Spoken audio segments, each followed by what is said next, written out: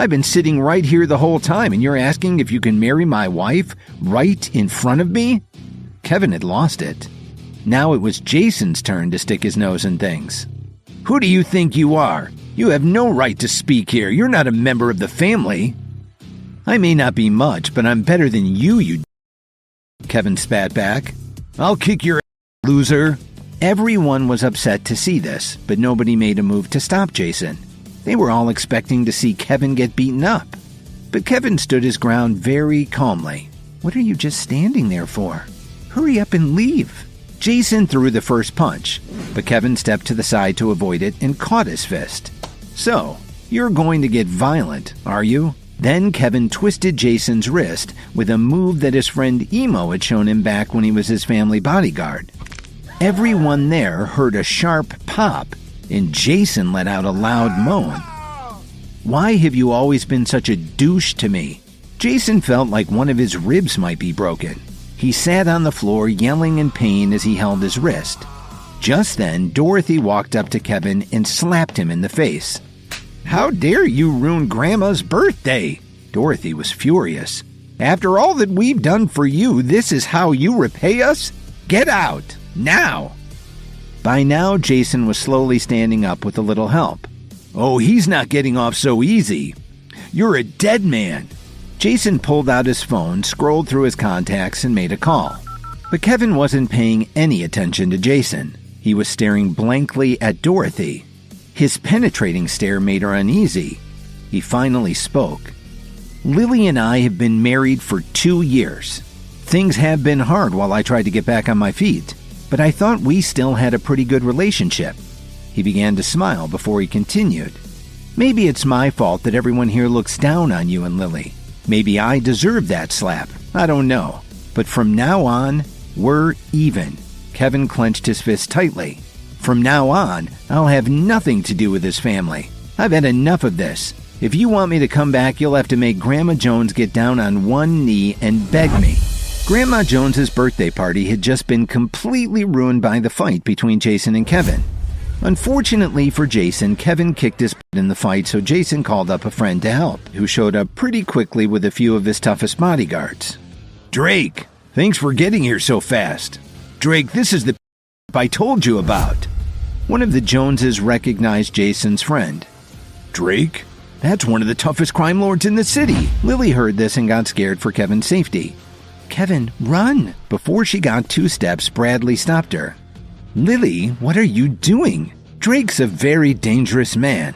The first time they met, Drake almost beat Jason to death in a sparring match at the gym. Ever since then, Jason tried his best to make friends with the man.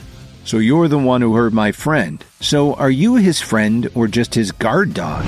This guy obviously hasn't heard that you just don't mess around with Drake Cook. Let me teach him a lesson for you." "Your last name is Cook?" Kevin slowly took his phone out of his pocket. "Do you happen to know Mitch Cook?" Drake's face froze when he heard this question. "It's me, Mitch. I'm here with a mutual acquaintance." Drake hesitated a moment and took the phone.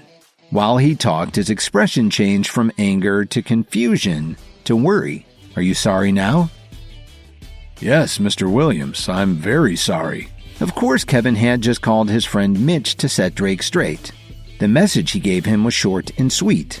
If he touched a hair on Kevin's head, he would lose his own head. Seeing that Drake still wasn't giving Kevin a beating, Jason couldn't hold back any longer. He decided to take another swing at Kevin.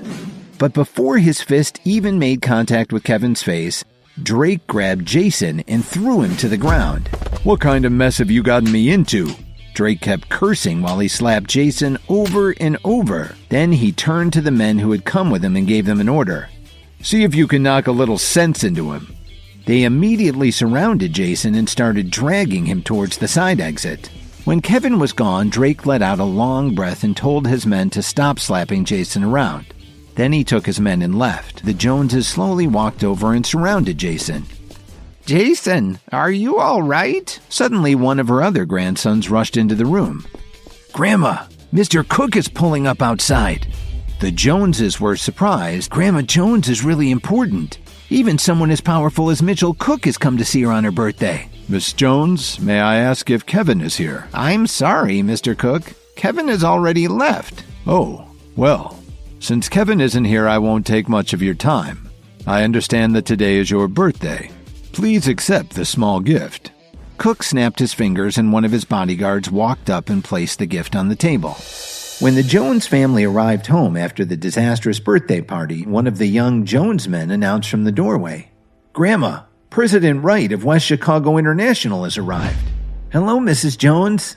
About a dozen bodyguards followed Adriana as she strode into the Jones family mansion. Adriana searched the room with her eyes. "Mrs. Jones, is Kevin here today?" "I'm sorry, President Wright.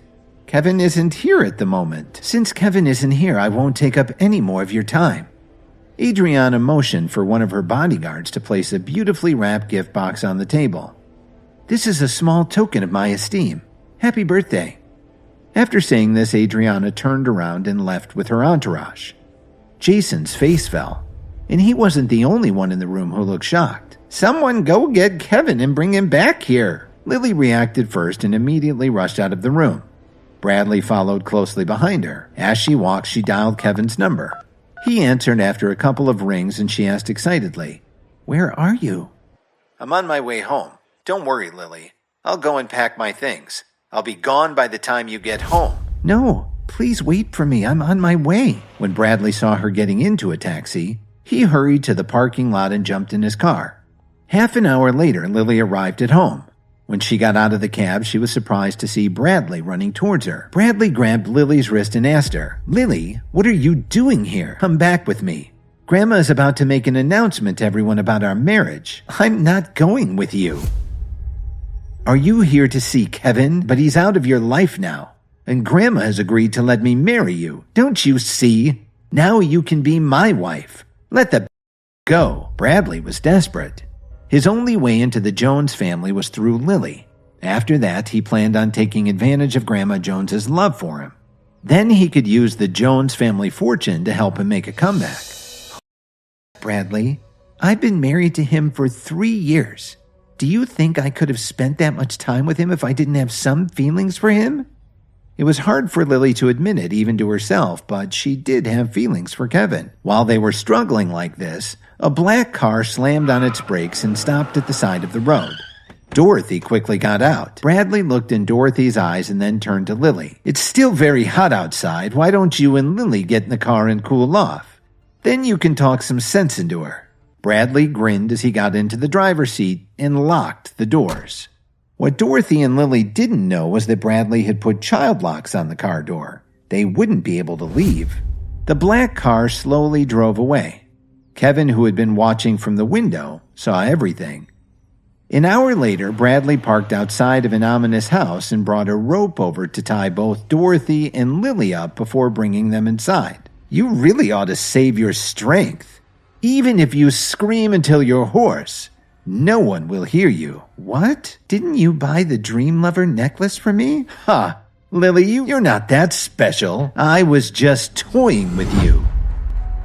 Hi, Kevin here. If you are wondering what happens next, then download the Pocket FM app and listen to the exciting episodes of Insta Empire now with the link in the description.